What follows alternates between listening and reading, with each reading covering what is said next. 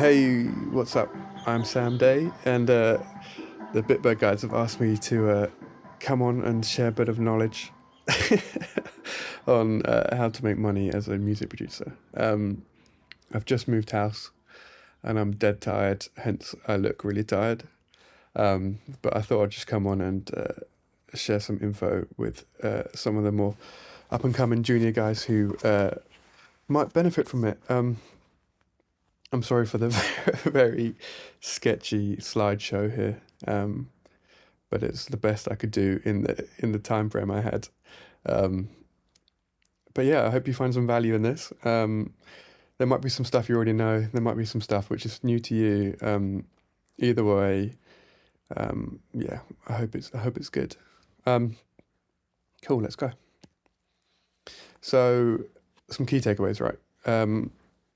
As a person, a creative person who works for themselves, or um, a freelancer, whatever you want to call it.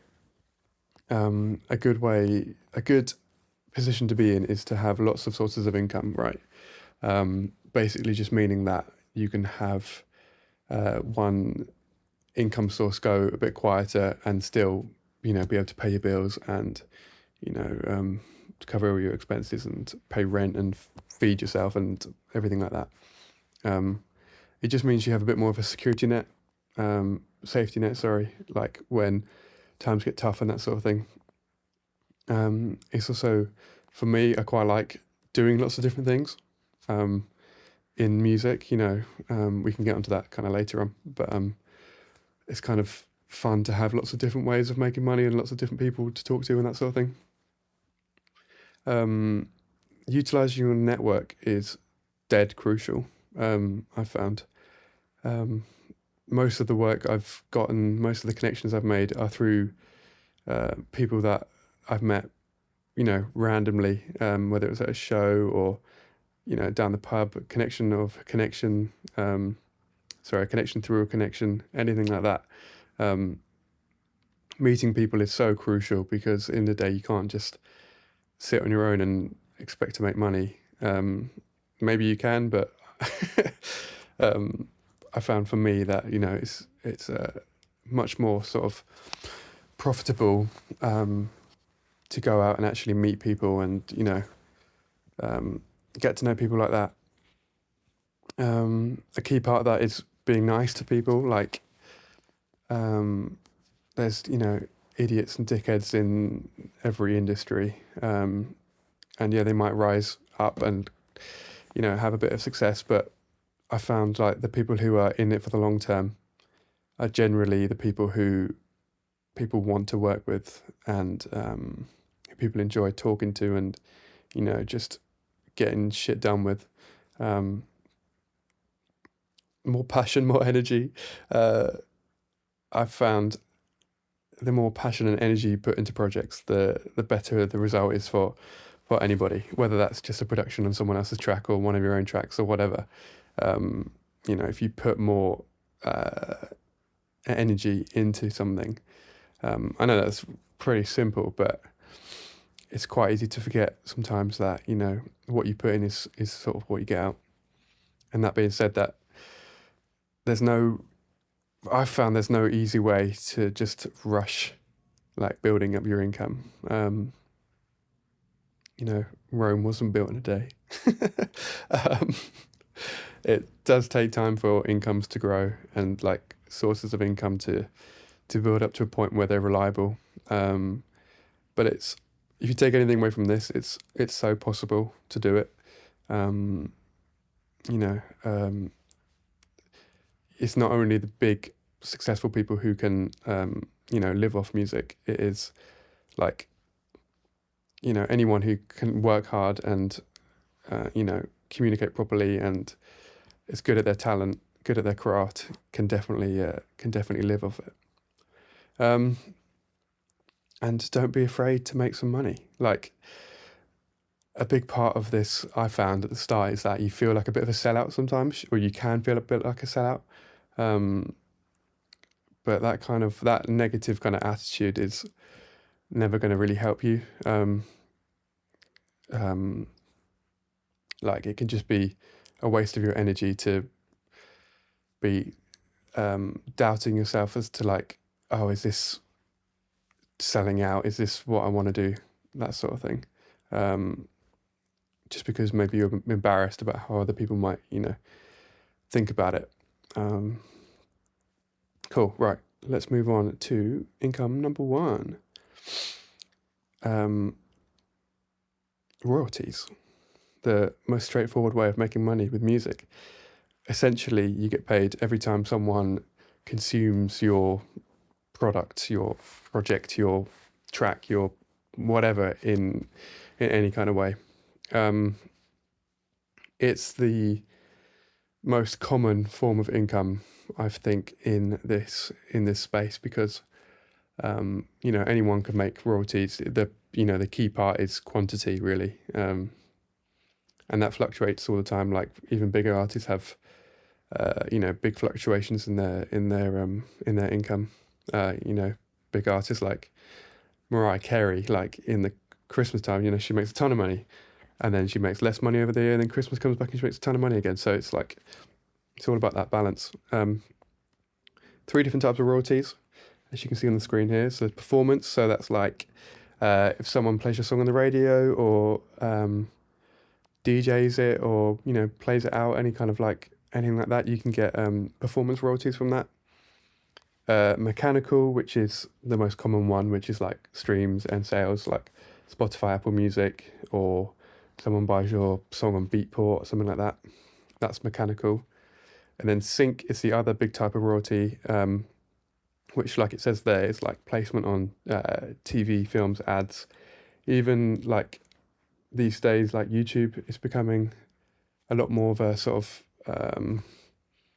a lot higher production, I guess. And they're investing in like the music that they have on there, and you can get sync placements from YouTube videos. It's not as much because the budgets for those kind of things generally aren't as much as like film and TV at the moment. Don't get me wrong, there are examples of like high budget YouTube videos and YouTube productions, that sort of thing, but I found so far that it's just the bigger budgets are still with film and TV. Actually, games as well. I haven't thought about that. Games and live streams, like live events, like I know Bitbird just did some stuff with I can't think of the actual game, but like these big kind of championships which happen on Twitch and whatever. Like they'll sort of license some of like a record label's catalog just to sort of have on standby, ready to go, like throughout the event. Cool. Income 2. So this is something which I found to be incredibly lucrative, which is really fun. It's producing for artists and selling beats. It's kind of like the most classic music production way of making money, right? Because it's literally just producing music. So direct collaboration. That is, working with people in a studio and sitting down writing music together and getting paid a fee for that. You can also be paid in royalties, like points, they call it, or percentages. So I've found, if people want to come in and work on some music, they might pay me like a set number to actually sit there and be in the studio and write music with them and whatever. Or if they've got less budget to start with, they might be like, okay, I can pay you XYZ on the day, and then 30% on the back end. That's really fun, like working directly with people and sort of bouncing ideas off of each other, and really sort of getting creative and all that kind of stuff. Ghost production, I found to be quite lucrative. It's very competitive, and it's not very. I found it's not very stable, but when the ghost productions do come through, like the money can be really good. It's a bit of a grey area because a lot of people don't really agree with ghost production, but I sort of justify it in the fact that at the end of the day, someone wants a service and they've come to me to get that service fulfilled. As weird as that sounds, like they want a track, they want future house track, they want a future bass track, they want a reggaeton remix of whatever, and who am I to not take their money? Basically, I'm a professional music producer. Why not really? It doesn't have to be shady. I think people get upset like when artists are claiming that they've made the music and they're sort of lying to their fan base. But I think these days it's sort of kind of it's a bit less like that. It's more just like um, artists, like bigger artists, are sort of more like creative directors and are sort of managing projects as opposed to being like the people actually in the chairs pushing buttons. Um, so I do get why some people don't go for it, but personally for me, I found it's a pretty good source of income. Um, Selling beats is like if you've been producing music for like any serious amount of time, you've probably come across this and thought about it. Lots of people have had so much success like selling beats. I personally have never really delved too far into it, um, but there's a few people I like to watch on YouTube and whatever who have had a lot of success making selling beats like online or licensing the beats out to like bigger artists and whatever. Um, a few different platforms that do that. So there's BeatStars, which I think might be the biggest. I'm not completely sure. Airbit is another one. I put YouTube channels here, and um, just what that's referring to is like type beat type YouTube channels. So like it might be like Kendrick type beat, Future type beat, whoever type beat. Like they're quite popular. I found they can be quite well. Like I say, I haven't really done much of it, but I think they can take quite a lot of energy to really sort of get the momentum going. But I think once it's going, I guess it's like any business really. But once it's going, it can be quite a profitable sort of route to go down. Income three. This might be my favorite. I found it can be quite fulfilling. Um, it's making stock music and library music. So the two different types, right? So stock music, as you can see on the slide here, it's not very exclusive and there's lots of competition. So generally the marketplaces online there's a lot of other tracks on there, right? And I feel like you have to make something really cool or something really weird or something really great to sort of stand out and make a lot of money from it. I've had quite a lot of success with this personally, um, but the tracks that have done really well have been things like projects that I've spent, a lot of time on. And like it is, the more time you put in or, the more kind of quality and effort you put into it, the sort of more money you can make really. If you make any odd track, like in like an hour or so, don't get me wrong, like you could make some money from it, but like generally there's lots of other people doing that. It's quite a saturated kind of marketplace, I guess.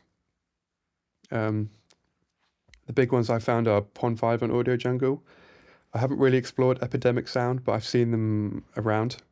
Um, um, they kind of all have different pros and cons, like and different kind of audience that go to them. So it can be pretty cool to look at, and it's quite fun to kind of create music with the intention of it being in, like an advert or something like that, or whatever these people use use your music for. I found that the majority of people license them just for YouTube, which can be fun, just going through and looking and seeing where they've used your tracks.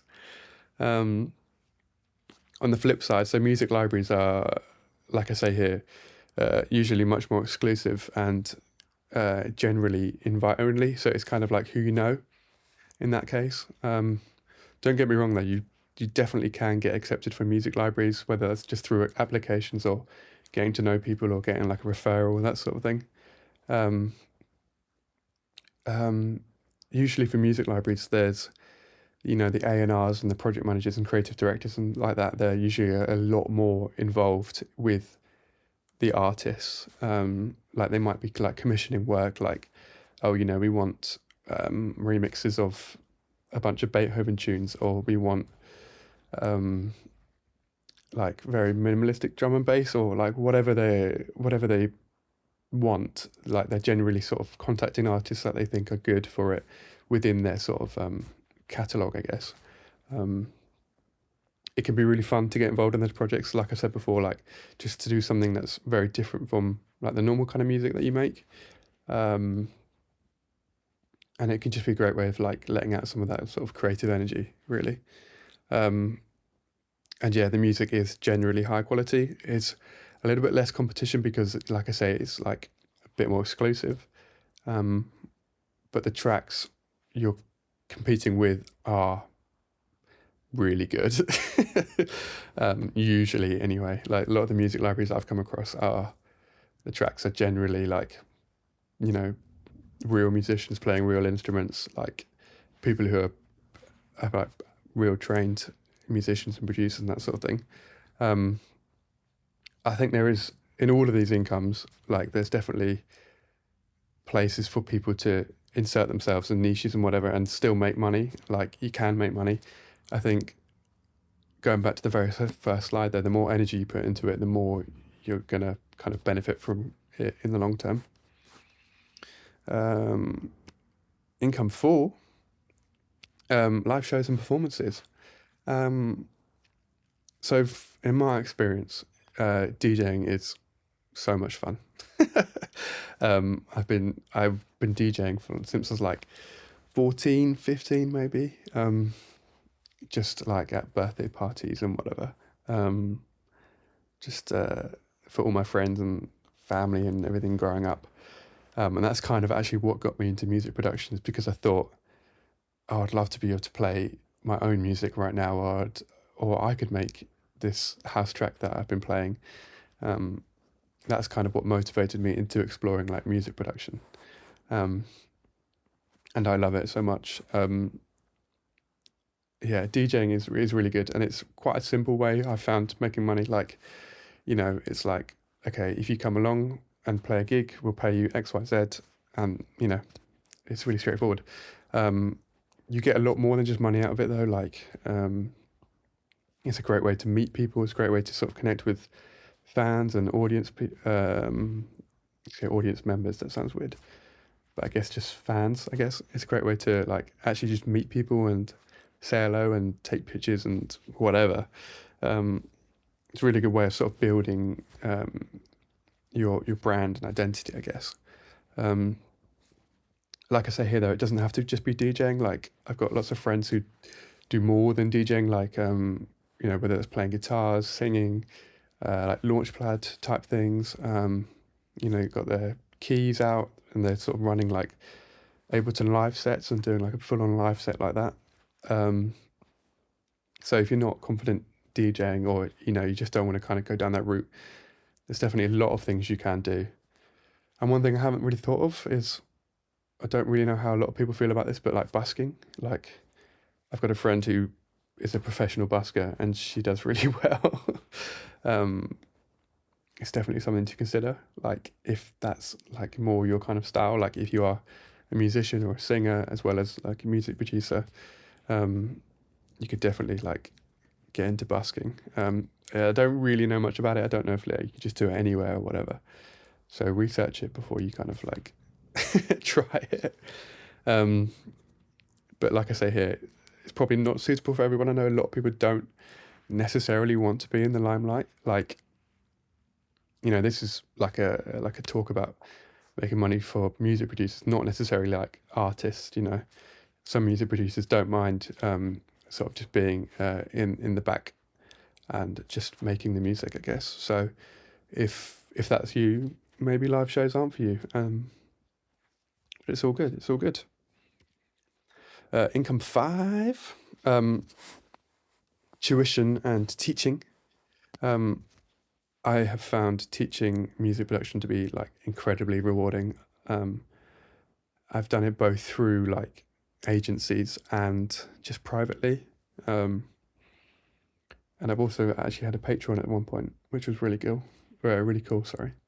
Um, but teaching is so much fun, like actually connecting and sitting down with people and sort of going through their tracks and just talking about like mentality and ethos and like just kind of anything that goes into like music production, the industry and attitudes towards different things, and even like the history of stuff. Like it's so fun to just sit for me anyway.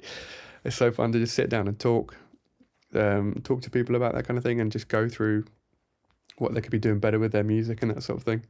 Um, I found that to be like so rewarding, and just it's just a great way to like spend an hour or two. It can be quite hard to find people to teach.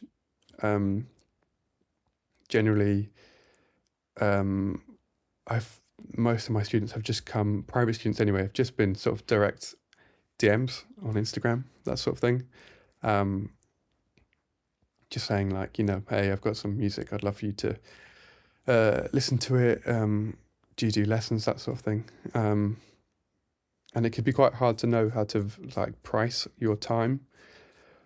But I think at the start, don't, if you charge someone an hour, I found it's usually pretty good to just not really limit yourself to that hour, go for like 90 minutes or whatever. Try and make it as valuable for the person, the student, if you have the time, of course, like not everybody has the time, but if you do have the time, just like try and make it as like, try and give that student as much value as possible in each lesson. And more often than not, they're going to, book you for another lesson. I have worked with like music production schools, which was fun. I personally didn't like not being my own boss necessarily. And I didn't like that I was doing a lot of work and, seeing maybe like, I don't know, 50% of the money. So I didn't think it was for me, but a lot of people have found value in just sort of essentially just working for a school or agency or whatever, um, in a more sort of traditional sense and just teaching students regularly. I found it wasn't for me, but yeah, like I've got a friend who does it like Saturday mornings at like a school, and he just has some students coming in and he sort of just teaches them about whatever they're asking really. Like it's pretty like all over the place, but it can be a really good way of making money, a really good way to feel like you're like contributing to people and to society and whatever. um,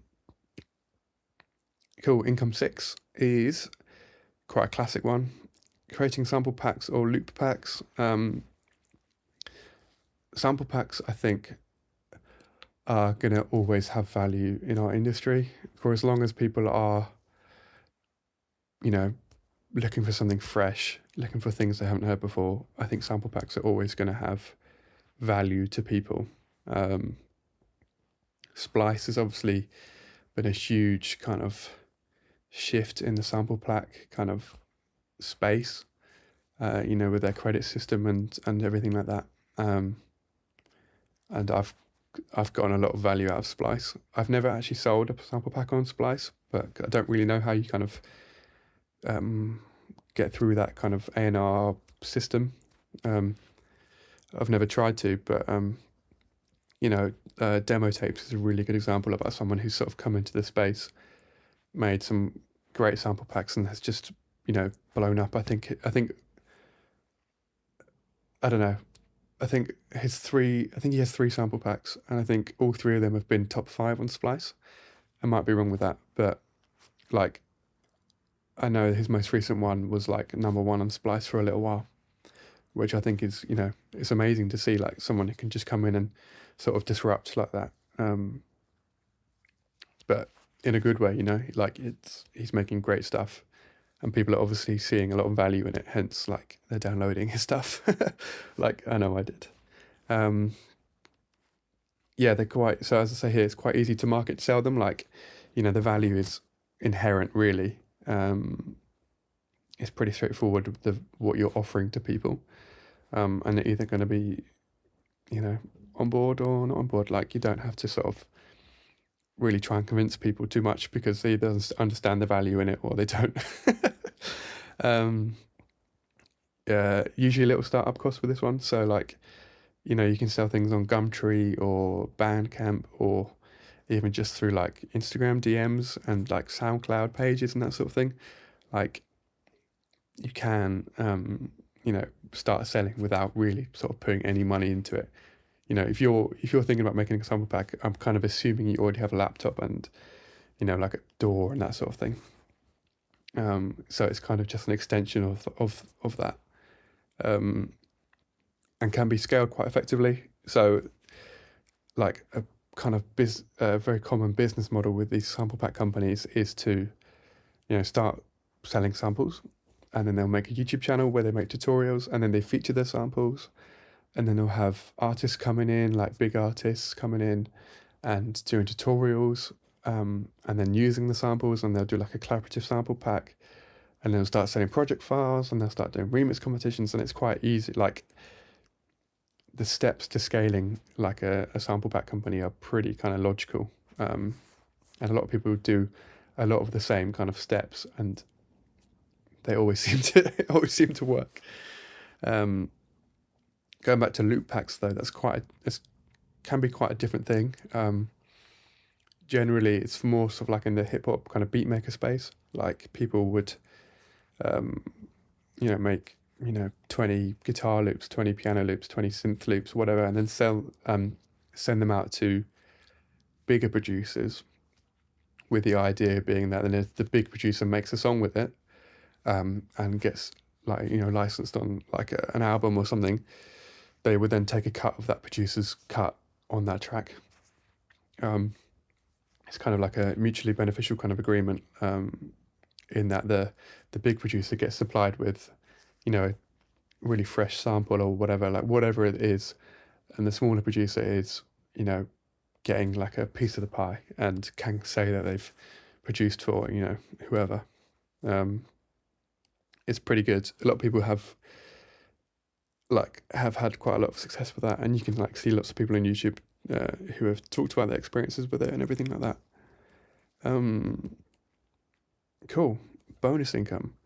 This one, I didn't know whether to include it or not, but I do think it's worth talking about. Like paid sponsorships and brand deals. So generally it's aimed more at producers who are like, want to be in the limelight and are sort of like influencers in a way, I look at like Martin Garrix and his like JBL, like, sponsorship, or like he's like an ambassador, like whatever you want to call it. Obviously JBL paid him a lot of money to have his brand associated with JBL, and I'm sure it can be very lucrative for people. And you see it quite a lot of like producers who are making like tutorials or reviews on like plugins and that sort of thing. And like the compensation does vary quite a lot. Like, you might just get someone saying, "Oh, hey, like here's my plugin for free. Would love for you to review it," that sort of thing. Or it might be like, "Here's my sample pack, just make a track with it and post it on your story. That'd be like really great, thank you." Or you might get someone like, Native Instruments, who drop you a message like, "Here's a fee, please, I don't know, post about our product," or, whatever it is. There can be a lot of like variation in how people actually compensate you for your time. And yeah, like I said before, brands kind of only will want to work with people who actually who actually have an engaged audience, and actually the audience will benefit from their products. They're not just going to hit up someone with like 100 followers or whatever. I mean, they might do, but I really doubt it. Cool. Okay, so that was kind of a bit of a brief overview on some of my attitudes and some of the ways that I make money as a music producer. Again, sorry for the the chaos and the simplicity. of this talk, but I kind of do hope that it was a little bit helpful. And thanks for putting up with my the bags under my eyes and my headphones and the bag lighting and the fact that I'm just on my sofa recording. But yeah, I hope you found some value in this. I hope you found maybe a little bit of inspiration or learned something that perhaps you didn't know. Thanks to Bitbird for inviting me to do this. I hope you don't hate me after after the low quality of this, but yeah, if you guys do want to know any more about me, my name's Sam Day UK on any platform. Okay, thanks guys. Peace.